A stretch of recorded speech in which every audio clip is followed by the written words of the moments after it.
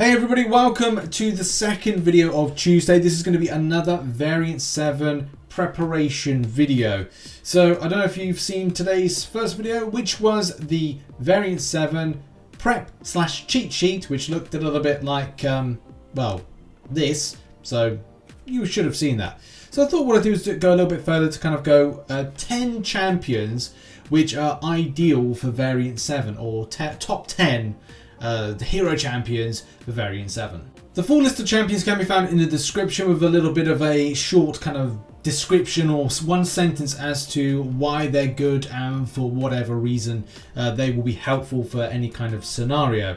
But let's go over this as well because I think that's kind of important. I will begin with 3 honourable mentions. The full list of the 10 can be found in the description. Do bear in mind they are based on my own opinion, but what I've done is I've looked over my my Variant 7 cheat sheet or prep sheet or whatever we're going to call this, and I've kind of earmarked something that's been critical criteria that will be to cover a lot of bases when it comes to dealing with some of the various different boss, from Spider-Man, actually a lot of evade based champions, and as well you know, Cyclops, but mainly the evade based champions. There are a few honorable mentions which I'll just kind of say now. Hulkbuster's always been a great champion that I've loved, from doing the SP1 whilst the champion's blocked to prolong a stun, doing shock debuff, doing an SP2 power control, armor break, armor buffs.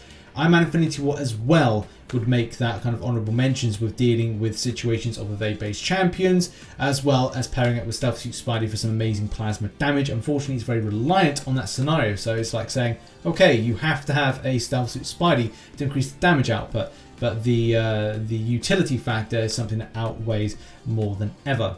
So let's begin my top 10 of #heroes. I think it's got to kick off with She-Hulk. She-Hulk has a lot going on for her. She has the slow debuff, a very easy rotation by doing the heavy attack, which can be great in scenarios where you're going up against like spider characters, high evaders. Also having the Fury buff at being poison immune is a great combination, but as well being passive, so you won't be under the impression that you'll be nullified all the time. Also, interaction with different types of classes does mean that this can be a very helpful champion for lots of different interactions, especially for the last 2 missions. I'm sure that a lot of players will look to use this in the final chapter. Sticking with science, and the next one up is Human Torch. Human Torch has the ability to deal with miss-based champions or miss-basing elements, so things like Falter. Also evade-based champions as well. Nova Flame packs an amazing punch and it's great against Mystic champions.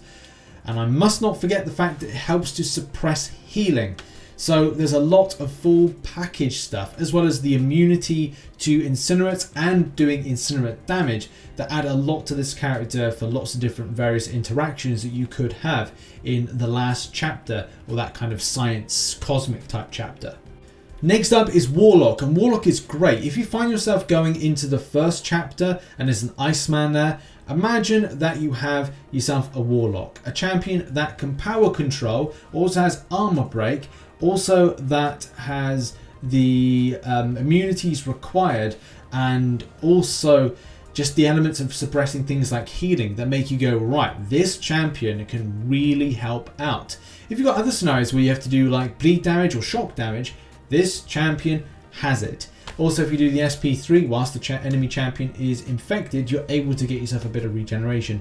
Not so required, but also it's something that's good. If you want to pair up with Vision, you can get yourself that that lovely Fury buff if you hit with something that you are immune to, and as well if you've got a pair up with Guillotine 2099, it can mean that you've got this kind of like great synergization around the champion. But do bear in mind that's 3 tech champions, and that may mean that you might have to bring in 2 other champions that are specific for some type of interaction. So don't try as best you can not to overload your team with stuff that may not be required. Next up is Falcon. Falcon is actually one of my favourite champions at the moment for dealing with a lot of situations. A great month in, month out grinder, and definitely has been a champion that I've rotated a lot within doing a lot of Act 6.3. But I've loved using it. A lot of the interactions with his lock-on ability can mean you can deal with a lot of very painful and annoying situations, especially with a lot of champions that get defense ability accuracy, and you want to kind of reduce that down. So yeah, recon scan locked on. You know, it's all good when that action comes in. Even better when dealing with those evaders, and that's going to be quite important for dealing with the first Spider-Man in the second mission of the first chapter. Also, the champion gets incinerates and bleeds, which can be helpful depending on the node interaction, especially if you've got something like bleed vulnerability. You can throw SP1 and it can be a lot more of a benefit to do that, but it just depends on what nodes Caban might have for us. The next one up, and that's got to be Nick Fury. Nick Fury is a fantastic champion, whether or not you're using him for the point of building up tactical charges to take on evade and miss champions. This can be a great counter for them. So that's going to be great for things like, again, like maybe Falter, if anything has a miss to it, whether or not, you know, it's Ghost, whether or not, yeah, any champion that's got miss in their kit, but also those that evade. Very handy for the first Spider-Man you're going up against. Also, you've got the Fury buff, you've got the bleeds, you've got the synergies, because there could be some good synergies around where you need the cold snap immunity or kind of cold immunity, and as well like just some other interactions as well, which could be helpful, improving Fury buff with some of the Miss Marvel, some of the you know, Captain Marvel movie, which those paired up together would be good, and Quake as well. Although you can't do any of those, can you? Because he's only going to factor into having Tech Champion. So yes, just a slight correction there. Tech Champion. So that's only going to be the beneficial of those particular ones there. Not the end of the world, because you could do Nick Fury, Falcon. You could then have Stealth Suit Spidey and Iron Man Infinity War, so that could be a nice 4 there. So yeah, different options. All looks good. Right, let's continue on with Black Widow Clairvoyant. Black Widow Clairvoyant has a lot of various different types of immunities, as well as doing the damage of those respective things she's immune to. So she's able to be bleed immune, but do the bleed debuff. Same thing with incinerates and poisons, as she cycles through the different types of attacks by doing consecutive light attacks to do that, or ending a sequence. She's then able to, while she's in the bleed state, gather herself some lovely regeneration and also get that buff immunity on enemies, which again is helpful for suppression. If there's any things like vulnerabilities, and with other variants there's been certain types of vulnerabilities, this champion can be very, very effective. Also, she can be very good at nullifying. Do bear in mind at times the Caban will throw things like Mystic Wards, which do mean that nullifying effects aren't that effective, but you could use things like the buff immunities, and not say that she's the ideal champion, but still she's incredibly effective. She's also able to power steal, and it's just a great champion that's ticks a load of boxes in different fields and can be very, very helpful for the player. A similar thing could be said about Cosmic Ghost Rider, a champion that, all intents and purposes, is the big damage dealer currently in the game. Whether or not using a champion from a point of doing incinerate damage or being incinerate immune, there are so many things to this champion that could be really great for Variant 7. Whether or not you're using armor breaks, whether or not you're using the champion as yes, a bleed immune option, as well as having those power gaining, armor breaks. The list goes on with how this champion could be utilised for whatever purposes and whatever things are going to come this champion's way. I've even known people to use a champion with a power lock or power control narrative, which you can do based on what is on screen at the moment, whereas upon gaining 5 or more judgments, there's a 100% chance to place a power lock debuff on the opponent for 6 seconds. So yes, you can use this champion to power control to a degree. It depends on what you want to suppress, whether or not you're kind of pushing the champion to a different narrative of playstyle. Next up, and it's the subtle things, but it's the good things. I've been won over a little bit with Sorcerer Supreme. Still not won over by the way the champion looks, but still from a point of the abilities, I can't deny what I like. And I do like the way that if you're going up against a certain champion, and more so when it comes to the certain chapter that will require you to go up against a cosmic symbiote Spider-Man, it does mean that you're going to be looking to yourself and go, hey, what champion have I got that can slow debuff and as well deal with this particular scenario? And yeah, it's got to be Sorcerer Supreme. And that is going to be the thing.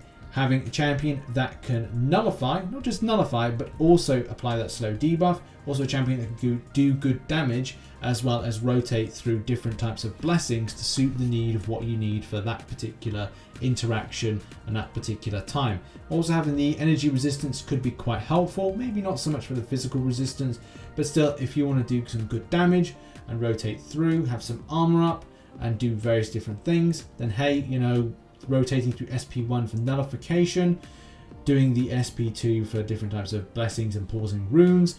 You know what you like, you know what you want from this champion, and I'm sure there's going to be a good interaction when Variant 7's launched on Wednesday. One other champion that's definitely got to be in the top 10, and that's going to be Angela. Angela's interactions are significantly more than how she was pre-buff. Now she is with a post-buff, and she's looking great. She has those various buffs which could help out if Kabam put a sneaky buff up on there. But also, if she's got armor break, which could be part of some kind of like node that she has to kind of go up against.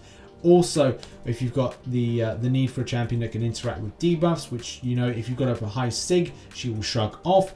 And also the interactions that she has with everything else just means that she's just going to be a great option for a lot of players to use.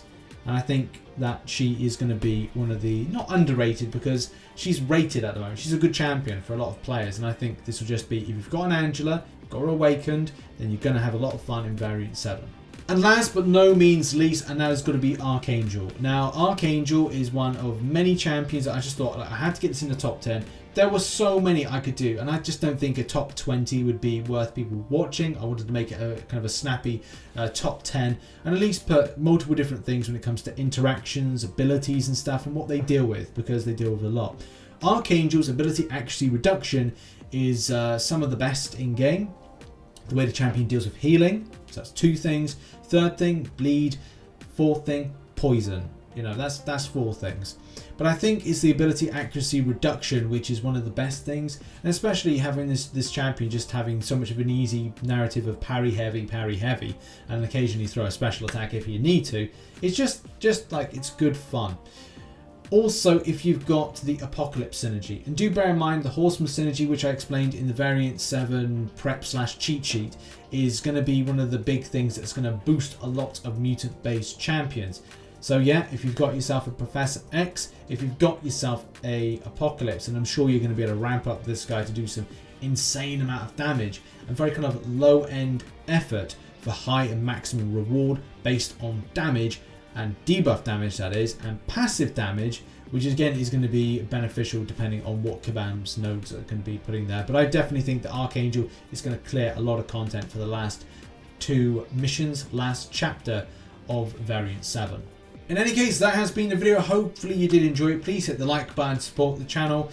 Also, if you want to check out the Variant 7 cheat / prep guide, or sheet, whatever we're going to call it, it's available in the link in the description or in the previous video, on the Discord, in Google Drive.